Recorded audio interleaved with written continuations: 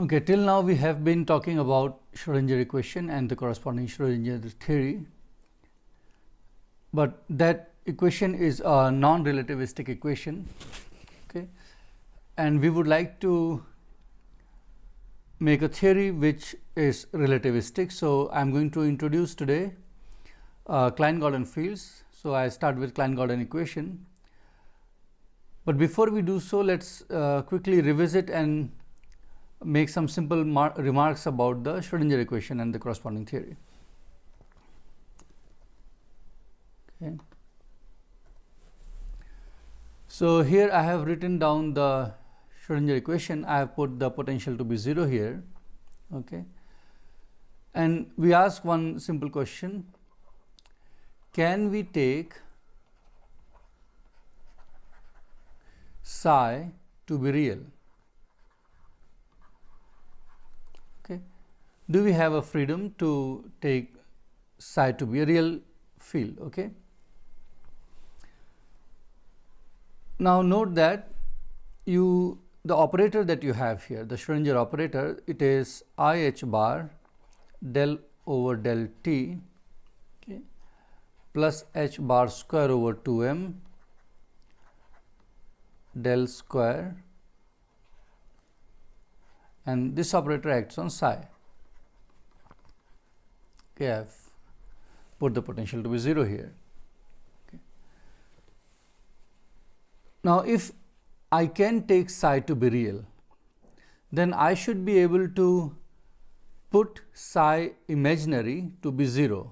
Okay, if I write psi as psi real plus I times psi imaginary, then I should have the freedom to put psi I equal to 0. That is what would mean by saying that I can choose psi to be real.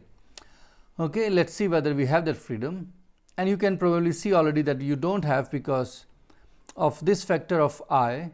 Okay, the psi real and psi imaginary will get mixed up. Okay, so there will be a mixing between them, and that is why you will not be able to do it. You will not be able to choose psi to be real. Okay, let us see it slightly more explicitly. So, what I am going to do is substitute here psi real plus I times psi imaginary. Okay, that is what I do. And let us operate with this operator on these two components. So, first let us collect the imaginary parts. So, when this derivative acts on psi r, you get I h bar del psi r over del t. Okay, and when this operator here acts on psi I, you get a this iota here, that is what I have collected outside. So, you have here plus h bar square over 2m gradient del square psi I, plus let us collect the real parts. So, when you have this operator acting on psi r, you get a real contribution.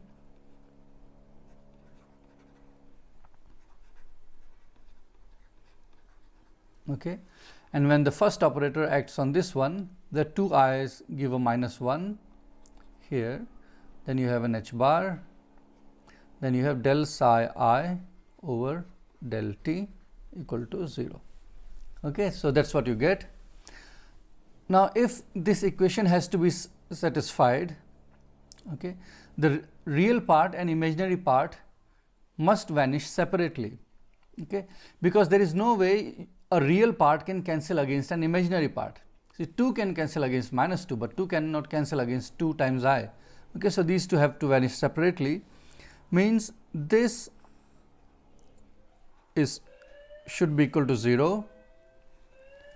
And that should be equal to 0. So, you get two equations of motion, okay, which are this. Let me write it down: over delta t h bar square over 2m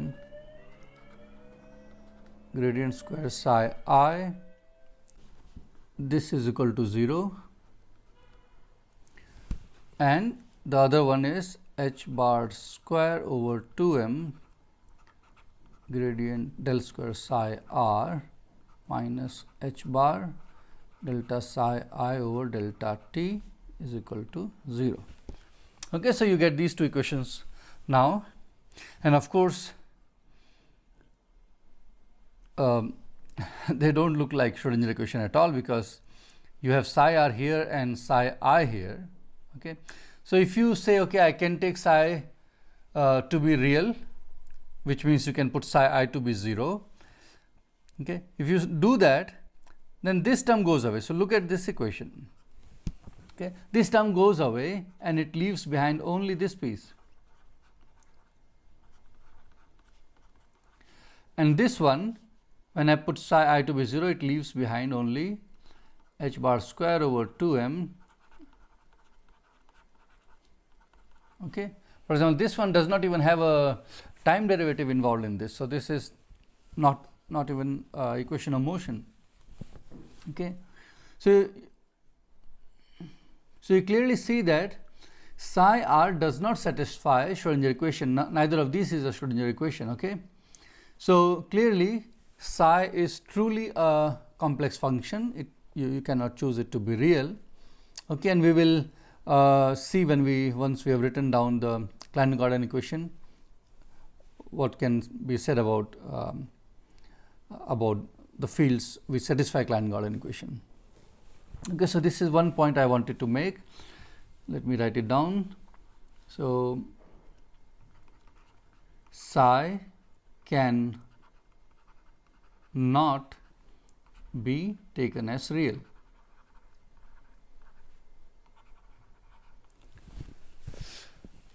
Okay. Okay.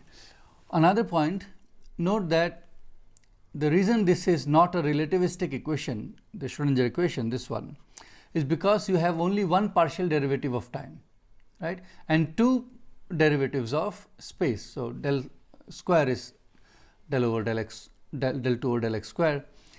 Now, if you want to have a relativistic theory, your space and time should be on equal footing. Okay, because they mix under Lorentz transformations. So you have to have them appearing equally. Now here you have one single derivative for time, two derivatives of space. So clearly it's not a relativistic theory. Okay, so we should search for a relativistic equation, and that is what brings us to Klein-Gordon equation. And to do that, let's recall how we can write down Schrodinger equation. So the prescription is this: you take energy, okay, and promote it to an operator by the following prescription. So you have energy is del over del t. Okay, then you have momentum, that also you promote to an operator, and this is del over del x.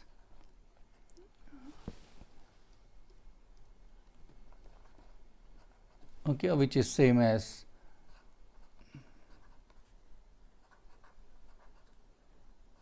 these two are identical. And then you say, okay, the particle has to satisfy the dispersion relation, which is E is p square over 2m. Okay, I am looking at free particle. There is no potential, so it's just free particle. Okay, so if you substitute these operators in here, you get I h bar, okay, del over del t is equal to, now you have p square, so you have minus I h bar squared, and you have, let me write, square. Okay, so that's the operator you get, or you can, instead of equal to, you can put a minus sign here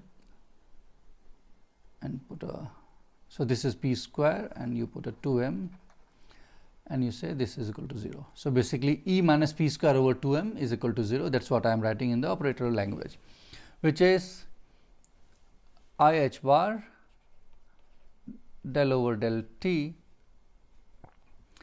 So you have h bar square over 2m. Okay, then you have minus sign, and then this I square gives another minus sign, so that makes it plus. And that's how you can see that you can arrive at Schrodinger equation.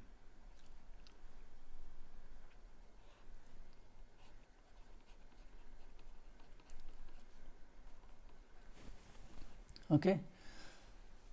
Now, when you are doing relativistic theory, okay, and you are imagining a free particle, the dispersion relation which is written here, that gets changed. Now, energy relation between energy and momentum is different, and it is E square minus P square is m square. Okay. Or you can also write it as P mu is equal to m square, or still you can write it as eta mu nu P nu is equal to m square. Okay, so these are three ways in which I can write the same equation, and eta mu nu I am taking to be plus 1 minus 1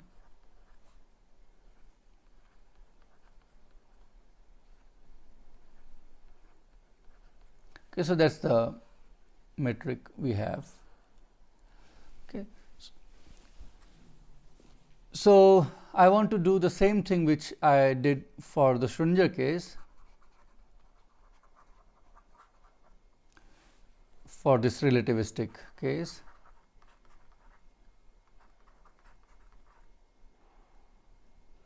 Okay. So what I will do is I will substitute these operators which I have here into this equation and arrive at a similar equation to this one. Okay. But before that, let's have a small remark here. This the same thing, E square minus P square. Okay, this I have put C equal to 1. That thing is written as P mu is equal to m square. So the left hand side, you see both the indices are contracted. Okay, here if you see, for example, the same thing, the mu and nu are contracted with each other, okay, through eta mu nu, meaning there is no free index on the left hand side, which means that the left hand side is a Lorentz scalar. Okay, which means that the right hand side should also be a Lorentz scalar, right, because the two sides should have same transformation properties under Lorentz transformations. So both the sides are Lorentz scalars. So m square is a constant which does not depend on the frame of reference in which you are. Okay, so m square is a constant here, or an invariant, whichever way you say, m square or m. Let's call it m is an invariant. Okay, so this m is called mass, and it doesn't change under Lorentz transformation. This is a fixed quantity. Okay, that's good. Now let's proceed with writing down the equation. So I put I h bar del by del t and square it. So here, so you have two factors of I h bar because I am squaring it, and then you have a second derivative. That's good. I wanted a second derivative. Now p square is again minus I h bar, it gets squared, and you have gradient square. Okay, and this, let me bring minus m square to the left hand side, and this should be equal to 0. Okay, so let's say there is some field phi on which this operator acts and gives you 0. Okay, so that's how you will write down this equation. Now let's put h bar also to be 1. Okay, you can choose units which are called natural units. Okay, and in these units both c and h bar are chosen to be 1. Now once you do that, so you get I square gives you a minus, so you get a minus sign here. This gives again a minus sign, which makes it overall plus, and then you have a minus here. Okay, and then acting on phi equal to 0, and if I multiply the entire equation with the minus sign, with the minus 1, then you get this becomes a plus, this becomes a minus, this becomes a plus, and you get delta 2 over delta t square minus del square plus m square phi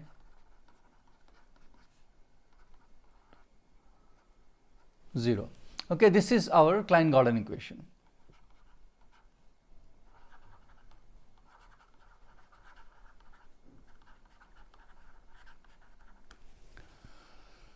Okay, and now we can ask the same question which we asked for the Schrödinger case, Schrödinger equation, Schrödinger field.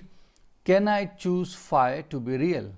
Okay, or as in that case, it is truly complex.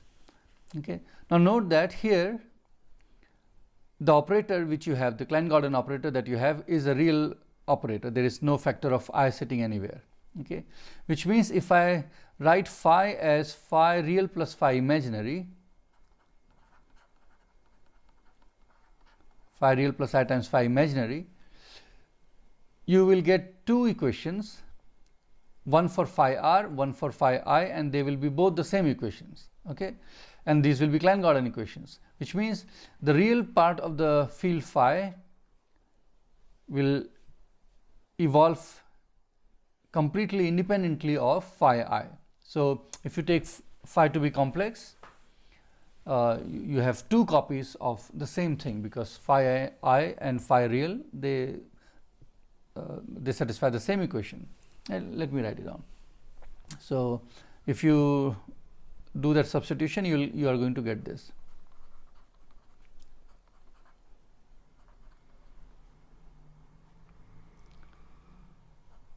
Was it minus or plus? Plus. Okay, and the same equation for phi imaginary.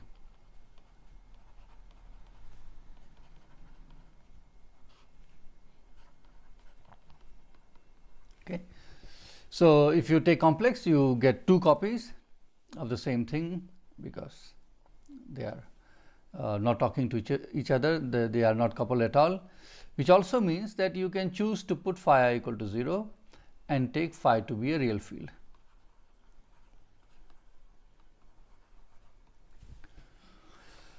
Okay, so this is to contrast with the situation in the case of Schrödinger equation. Okay, good. Now what we would like to do is proceed as before, write down an action which will give you Klein-Gordon as an equation of motion when you take delta s equal to 0. Okay, but before that I want to make one small observation again, and let me do that. Yes.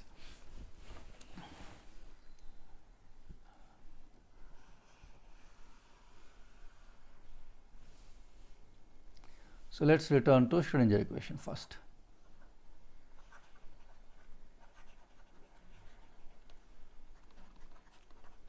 Okay, there, if you recall, we just wrote down a few minutes ago.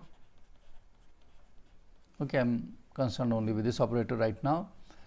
So let's take a state psi, take a wave function psi, which is minus I over h bar et minus p x or p dot x. Okay. Now, when you act with this operator on psi, you will get the energy, right? Because this gets pulled out. So, you get I h bar del psi over del t as E psi. Okay. Okay. And if you substitute the psi in the Schrodinger equation, you will obtain E square minus p square over 2m psi is equal to 0. Okay. Which means that for this to be satisfied, sorry, not E square, E, the energy is p square over 2m. Okay. And because p square is a square of a vector, it will be positive. This is greater than 0. Okay. So, you get energy to be positive here. Now, if you, instead of this psi, you took psi x t, if you start taking this one, let us call it psi prime, to be e to the I over h bar. So, I am taking a complex conjugate of psi. This psi prime is complex conjugate of psi. Okay. E t minus p dot x. Then, if you substitute this in the Schrodinger equation, you will get minus E minus p square over 2m acting on this psi prime equal to 0, which would mean that E is negative.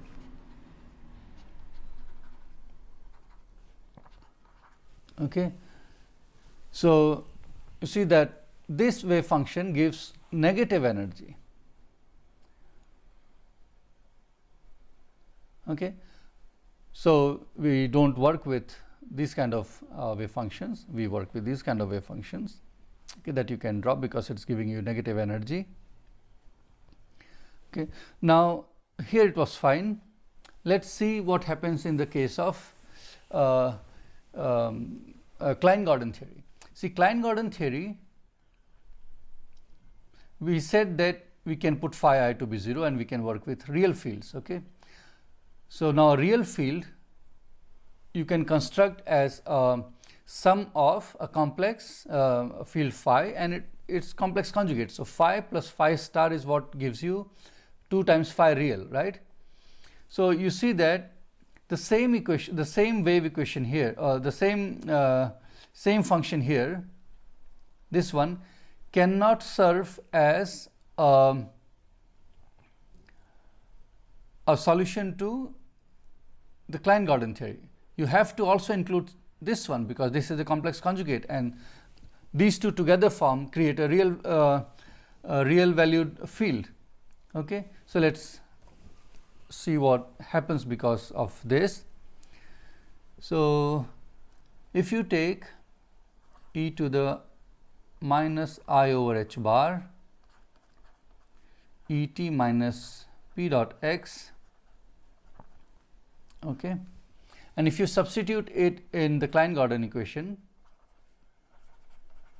then you will get the following. You will get E square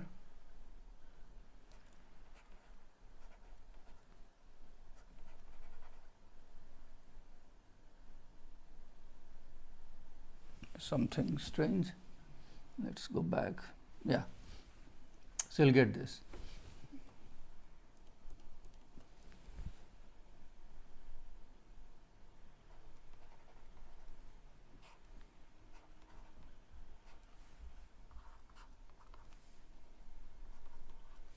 Okay. Which would mean that E square is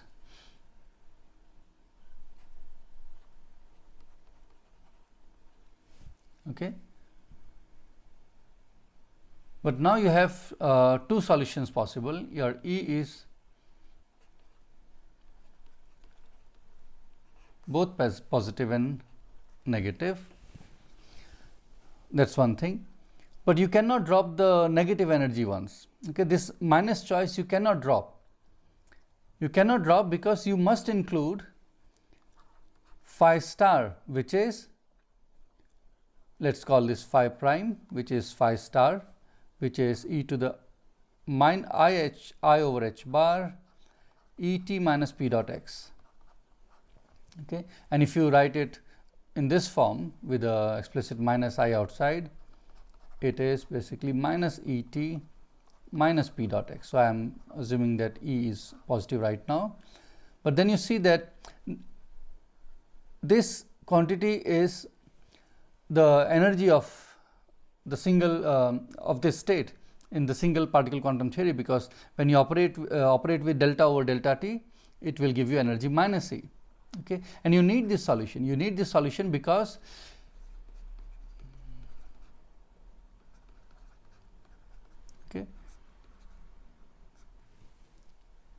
you need both the parts. So which means that when you are looking at Klein-Gordon theory, single particle Klein-Gordon theory, okay, treating it as a quantum mechanical system, then you have a issue that you have both positive and negative energy states in your theory.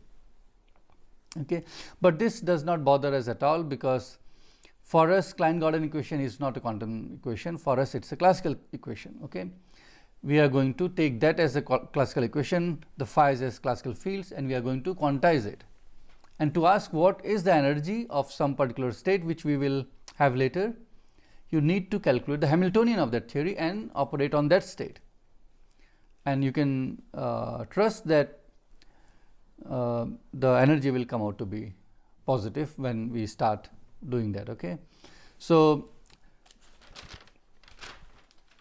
we will leave the single particle interpretation of these wave function and Klein-Gordon equation and all these things here, and now we move on and repeat the steps which we did few lectures ago, and start constructing the action of this relativistic Klein-Gordon theory. Okay.